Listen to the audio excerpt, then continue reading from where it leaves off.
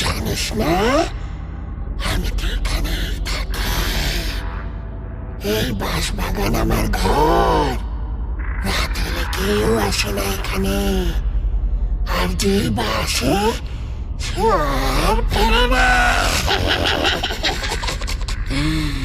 তোদের বড্ড সাহস, তাই না? আজ তোদের সেই সাহস আমি ছিঁড়ে ফেলবো একেবারে ভেতর থেকে। না না, আমি কিছু করিনি। আমি তো শুধু দেখতে এসেছিলাম। প্লিজ আমাকে যেতে দাও। ভূত দেখবি তাই এসেছিস, তাই তো? আচ্ছা, তবে এবার আমি তোকে ভূত দেখাবো। এমন কিছু দেখাবো যা জীবনেও ভুলতে পারবি না। হঠাৎ চারপাশের বাতাস ঘুরপাক খেতে শুরু করলো। বাঁশের পাতা হাওয়ায় ছিঁড়ে উড়ে যাচ্ছে। বউটা গাছ থেকে মাটিতে লাফিয়ে নেমে এলো, তারপর পা টিপে টিপে সামনে এগোতে থাকে, মুখে বিকৃত হাসি, চোখ আগুনের মতো জল জল করছে।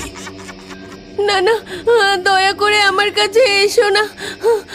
আমি আমি